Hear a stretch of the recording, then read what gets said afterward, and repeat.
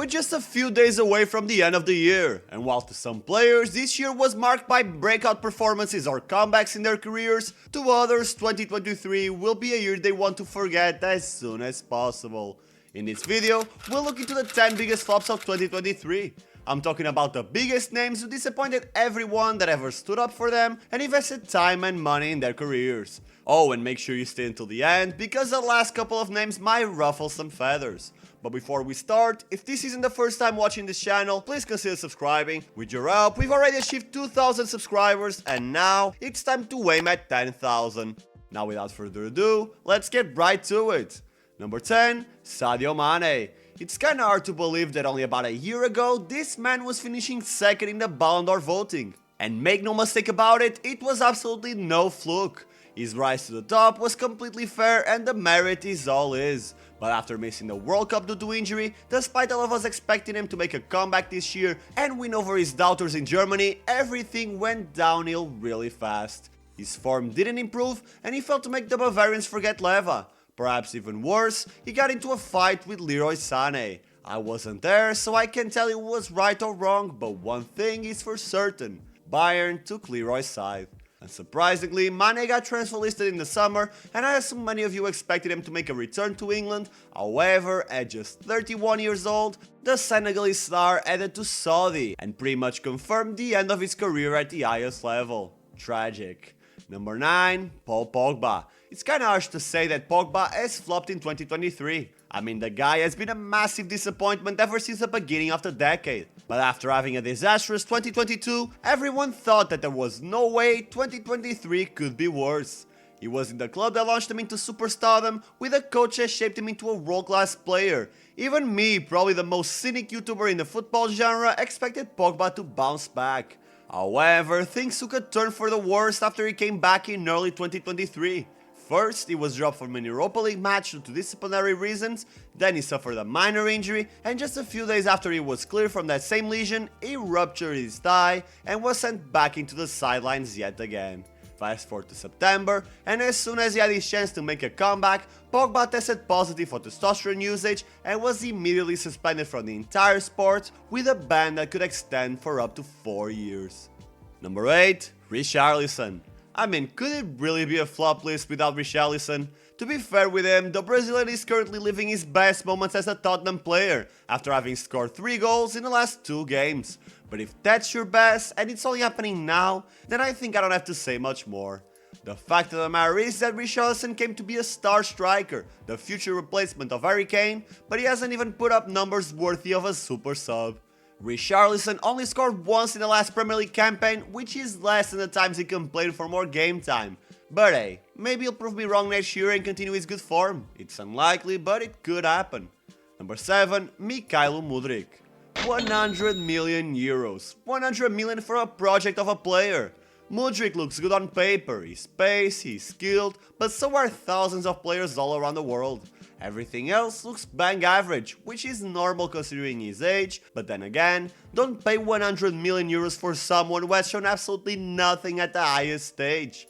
Considering his gigantic fee and even greater hype, I gotta label him a flop in what 2023 is concerned. He did nothing to improve Chelsea's form last year, and this season, despite his overall improvement, he's still miles away from what would be expected of him. Number 6, David Carmo. Who? I know, unless you're Portuguese, this name might mean very little to you, but trust me when I tell you, this guy is one of the biggest flops in Liga Portugal's history. After showing a lot of composure and adding a lot of defensive stability to Braga, Porto decided to splurge 20 million euros on him, which is pretty much the same thing a team like Man United spending over 100 million on the player. Well, not only did he not live up to the hype, but he was also surpassed by a 40-year-old Pep, a 36-year-old Spanish guy who spends half the year on the nursing room, and Zé Pedro, a centre-back who was bought from the Portuguese 3rd division to play with the reserve squad. It's an embarrassment and a testament that the FC Porto, scouted the future bright stars of European football, is unfortunately long gone. Number 5, Neymar. 2023 was a make-or-break year for Neymar. He had been disappointing his Parisian bosses for a long time, with several nagging injuries and inconsistent form, so after failing to PSG conquer anything more than the Ligue 1 title, the door finally closed on him. The only team willing to fulfill his demands was Al Hilal, and so his European dream came to an end. There were still hopes though. Maybe Neymar could win something with Brazil, maybe the elusive Copa America, or even the World Cup. But after suffering a devastating ligament injury, I think his career at the highest level is pretty much over. It's a shame, and in most cases I feel really bad when players have their careers ruined by injuries. But in this case, I think Neymar has a lot of responsibility in the dark turns his career has taken. His excessive partying, bad eating habits, and lack of professionalism are something that have certainly affected his fitness, so in the end, despite his bad luck, Ney only has himself to blame. Number 4. Sandro Tonali. I'm gonna be honest, I had and still have big hopes for Tonali. I didn't think his move to England was the right call, and at this point you can't really say I'm wrong. Despite his good start with Newcastle, Tonali failed to leave a subsequent mark and lost his spot in the starting 11 to Sean Longstaff, who had shown more defensive prowess than the Italian. To make things worse, he got suspended due to gambling on his former team matches, and will have to do double the work when he comes back if he wants to get another chance with Newcastle. Given his hype and genuine skill, it's really disappointing that such a stupid habit like gambling cost him almost everything, and when he's finally cleared, he'll have a much harder time conquering back his starting 11 spot. Number 3. Andre Onana. Onana had a polarizing year, from being the wall behind Inter's solid backline to being the one who sinks Man United at every chance possible. He is a clear step up from De Gea when it comes to his footwork, that's for sure, but regarding his shot-stopping abilities, not so much. Onana is one of the biggest culprits behind Man United's embarrassing Champions League campaign, and once again, if you're going to blame the Red Devils' gaping defense, then you also have to take a lot of his merit during his time with Inter and give it to the Nerazzurri defenders. He's literally the third most expensive keeper of all time and has no excuse to make so many glaring mistakes. Number 2. Gabriel Jesus.